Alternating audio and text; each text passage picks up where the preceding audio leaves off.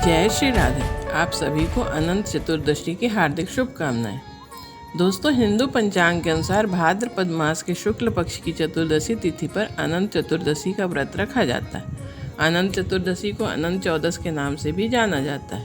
माना जाता है कि अनंत चतुर्दशी का व्रत रखने से भक्तों के जीवन से आर्थिक, मानसिक और शारीरिक कष्ट दूर हो जाते हैं। इसके अतिरिक्त मुक्ति पाने के लिए भी इस व्रत को रखा जा सकता है।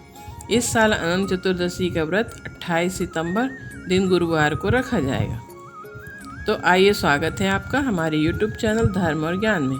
यदि आप चैनल में नए हैं तो चैनल को अवश्य सब्सक्राइब और लाइक करें तथा ज़्यादा से ज़्यादा शेयर करें ताकि सभी भक्तों तक पर्वों से संबंधित जानकारी पहुंच सके। तो आइए आज की वीडियो में जानते हैं अनंत चतुर्दशी का शुभ मुहूर्त, अनंत चतुर्दशी की पूजा विधि तथा व्रत की कथा।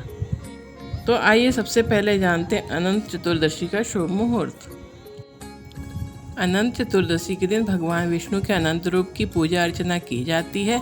इस साल पंचांग के अनुसार चतुर्दशी तिथि 28 सितंबर के दिन पड़ रही है और इसका समापन 28 सितंबर की ही शाम 6:49 पर हो जाएगा। अनंत चतुर्दशी पर पूजा का शुभ मुहूर्त सुबह 28 दिसंबर के दिन सुबह 6:12 से शाम 6:49 तक है। अब आइए जानते हैं पूजा की विधि। अनंत चतुर्दशी के दिन व्रत रखने वाले भक्त मान्यता अनुसार भगवान विष्णु के अनंत रूप की पूजा करते हैं। सुबह सवेरे उठकर स्नान किया जाता है और स्वच्छ वस्त्र धारण किए जाते हैं। इसके बाद भक्त व्रत का संकल्प लेते हैं। फिर कलश स्थापना करने के बाद भगवान विष्णु की प्रतिमा को साफ किया जाता है। पूजा के लिए केसर, कुमकुम, हल्दी, फूल, अक्षत, फल और भोग आदि श्री हरि के समक्ष अर्पित किए जाते हैं। हल्दी, कुमकुम या केसर से रंगी कच्ची डोरी पर 14 गांठें बांधकर उस पर अनंत लिखा जाता है। अनंत चतुर्दशी की पूजा करते हुए विष्णु सहस्रनाम का पाठ करना भी बेहद शुभ होता है। इस दिन घर में पूड़ी और खीर का भोग लगाया जाता है जो पूजा के पश्चात प्रसाद में बांटी जाती है।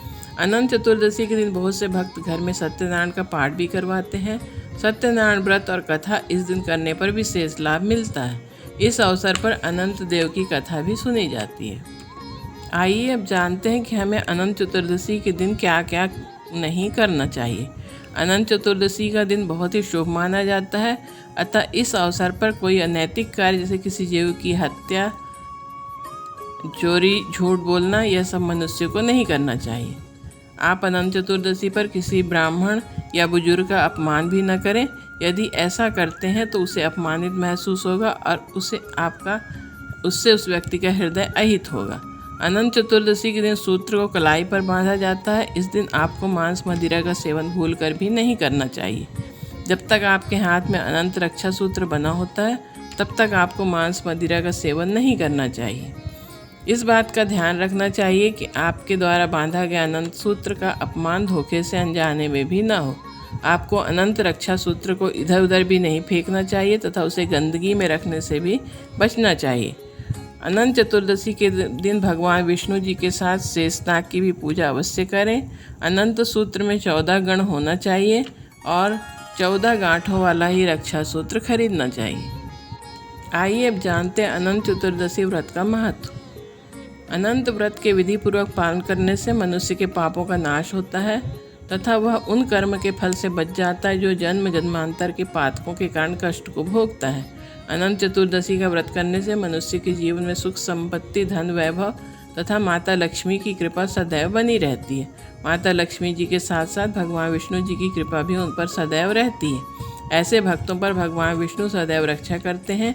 जो भी भक्त श्रद्धापूर्वक इस व्रत का पालन पूरे विधि विधान से करता है, भगवान उस पर अपनी कृपा दृष्टि हमेशा बनाए रखते हैं।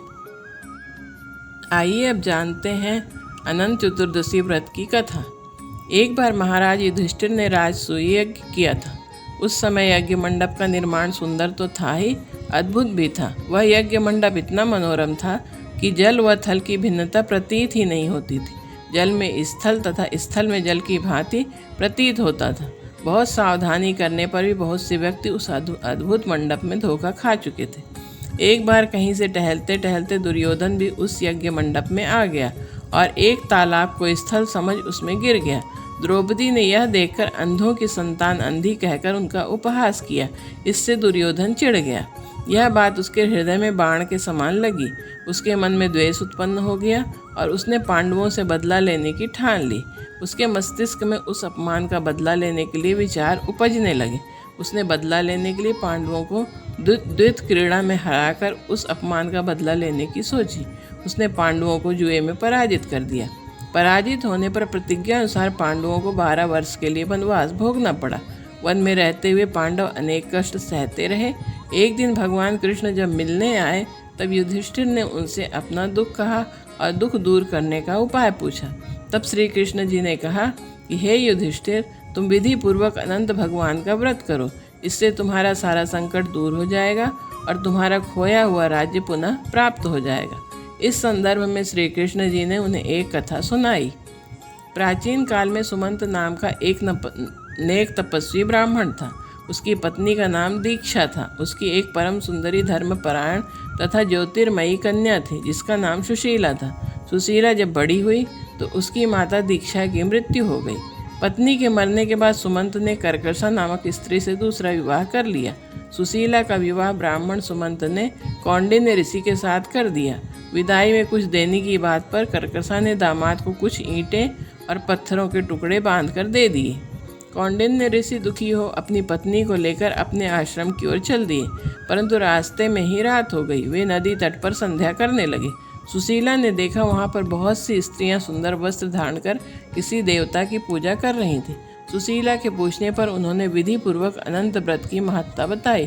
सुशीला ने वहीं उस व्रत का अनुष्ठान किया और 14 गांठों वाला डोरा हाथ में बांधकर ऋषि कौंडिन्य के पास आ गई। कौंडिन्य ने सुशीला से डोरे के बारे में पूछा तो उसने सारी बात बता दी। उन्होंने डोरे को तोड़कर अग्नि में डाल दिया।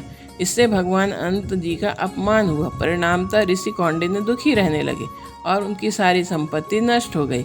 इस दरिद्रता का उन्होंने अपनी पत्नी से कारण पूछा तो सुशीला ने अनंत भगवान का डोरा जलाने की बात कही। पश्चाताप करते हुए ऋषि कौंडिन्य अनंत डोरे की प्राप्ति के लिए वन में चले गए। वन में कई दिनों तक भटकते भटकते निराश होकर एक दिन भूमि पर गिर पड़े। तब अनंत भगवान प्रकट होकर बोले, हे कौंडिन्य, तुमने मेरा तिरस्कार किया था, उसी से तुम्हें इतना कष्ट भोगना पड़ा और तुम दुखी हुए। अब तुमने पश्चाताप किया है, मैं तुमसे प्रसन्न हूँ। अब तुम घर जाकर विधि पूर्वक अनंत व्रत करो। 14 वर्ष पर्यंत व्रत करने से तुम्हारा दुख दूर हो जाएगा। तुम धन धान्य से संपन्न हो जाओगे। कौंडिन्य ने वैसा ही किया और उन्हें सारे क्लेशों से मुक्ति मिल गई। श्री कृष्ण की आज्ञा से युधिष्ठिर ने भी अनंत भगवान का व्रत किया, जिसके प्रभाव से पांडव महाभारत के युद्ध में विजयी हुए तथा चिरकाल तक राज्य करते रहे। ये दिन श्री हरि को समर्पित है। कहते हैं कि जो अनंत चतुर्दशी की कथा सुनने मात्र से सारे दुख दूर हो जाते हैं और अनंत फल की प्राप्ति होती है। पुराणों के अनुसार अनंत चतुर्दशी की कथा सुनने से राजयोग जैसा सुख मिलता है। तो दोस्तों, ये थी अनंत चतुर्दशी की कथा। तो मिलते हैं अगले वीडियो के साथ। तब तक के लिए जय श्री नारायण, हर हर महादेव।